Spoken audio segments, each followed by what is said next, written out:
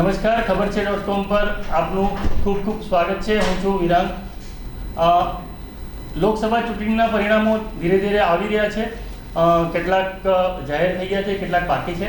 પરંતુ આપણે ગુજરાતની અંદર રસ પડે એવી એક વસ્તુ છે કે ગુજરાતના બે મોટા નેતા, ખાસ કરીને એક તો અમિતભાઈ શાહ ગૃહમંત્રી જે રાષ્ટ્રીય નેતા છે એ, અને CR પાટીલ જે ગુજરાત પ્રદેશ ભાજપના પ્રમુખ છે અને નવસારીથી સાંસદ છે. એ જ રીતે અમિત શાહ ગાંધીનગરથી સાંસદ છે. આ બંને વચ્ચે એક સ્પર્ધા ચાલે છે. એ લીડની સ્પર્ધા છે. એ પહેલાં પણ એ લીડની સ્પર્ધા હતી, આ વખતે પણ એ લીડની સ્પર્ધા છે. આપણે ચેતનભાઈ શેઠ, વરિષ્ઠ પત્રકારથી જાણીશું કે આ જે લીડની સ્પર્ધા છે એની અંદર આ વખતે કોણ આગળ આવ્યું અને કોણ હજુ આગળ જવાની શક્યતા છે અથવા હવે લગભગ ફાઇનલ થઈ ગયું છે.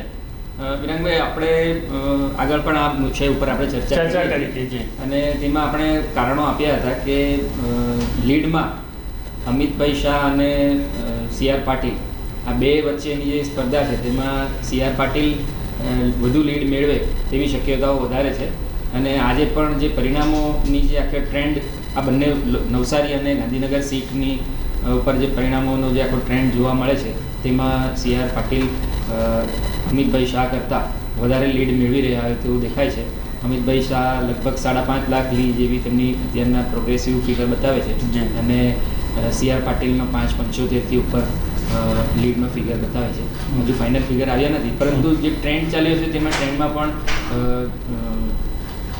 CR પાટીલની લીડ વધારે રહી હોય તેવું દેખાય છે. રીઝન શું છે એની પાછળનું? એની પાછળના કારણો, મહત્વના બે કારણો છે કે CR પાટીલની જે નવસારી લોકસભા ક્ષેત્ર છે તેમાં જે 7 વિધાનસભા આવે છે, 7 વિધાનસભાની અંદર 7 વિધાનસભામાં કોંગ્રેસનો સ્ટ્રાઇક રેટ માત્ર 20%ની આસપાસ છે. ઓકે.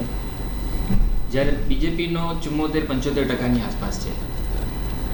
એટલે BJP માટે, એટલે કે CR પાટીલ માટે પ્લસ પોઈન્ટ એવો છે કે કોંગ્રેસ મેક્સિમમ 20%થી વધારે વોટ નથી મેળવી શકતી કોઈ પણ વિસ્તારમાંથી. અમિતભાઈ શાહ માટે એક માઇનસ પોઈન્ટ એવો છે કે એમના ગાંધીનગર લોકસભાની અંદર જે આવતી 7 વિધાનસભા છે તેમાં જે અર્બન વિસ્તાર સિવાયના જે 3 વિધાનસભા છે એમાં ગાંધીનગર ઉત્તર આવે છે, આ ઉપરાંત કલોલ આવે છે અને બીજી એક છે તે આવે છે. તો આ વિધાનસભાની અંદર કોંગ્રેસનો સ્ટ્રાઇક રેટ 23%થી 24% જેવો છે. એટલે કોંગ્રેસ 23થી 24% મત મેળવે છે. જ્યારે જે અર્બન એરિયાની જે વેજલપુર અને ઘાટલોડિયા અને એવી બેઠકો છે તે બેઠકોની અંદર કોંગ્રેસને 19%, 18% એવો મત મળે છે. એટલે 3 વિધાનસભાની અંદર કોંગ્રેસને જે વધારે મત મળે છે તે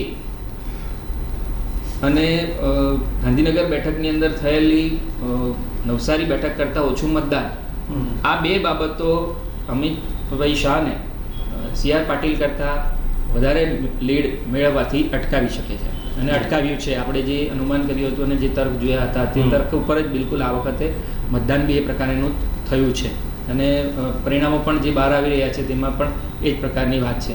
અને CR પાટીલ ની જે નવસારી લોકસભાની અંદર જે મતદાન થયું તેમાં લગભગ 13,26,000 જેટલા મત પડ્યા હતા અને ગાંધીનગરની અંદર જે મતદાન થયું તેમાં 13,16,000 જેવા મત પડ્યા. અને બંનેના ટોટલ મતદારો કેટલા?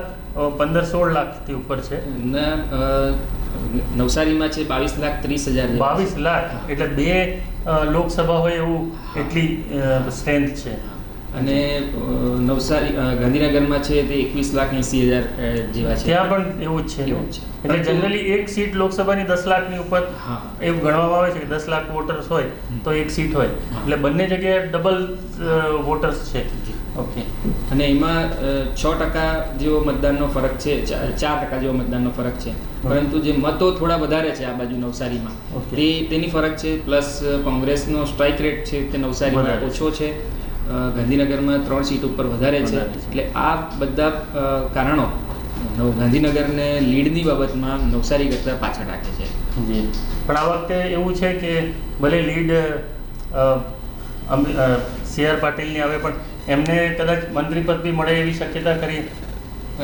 લીડની સાથે હું મંત્રીપદની શક્યતાઓને નથી નથી. જોતો. Okay. લીડ હોય કે મંત્રીપદની શક્યતાઓ તો સમાજને કે વિસ્તારને કે રાજ્યને બેલેન્સ કરવાની હોય, તદુપરાંત મંત્રીમંડળને બેલેન્સ કરવાની અંદર શક્યતાઓને જોવાતી હોય. લીડની સાથે મંત્રીપદ કે પોસ્ટને સંબંધ હોય એવું નથી જોતો. ઓકે, આભાર. તો આપનો ખૂબ ખૂબ આભાર.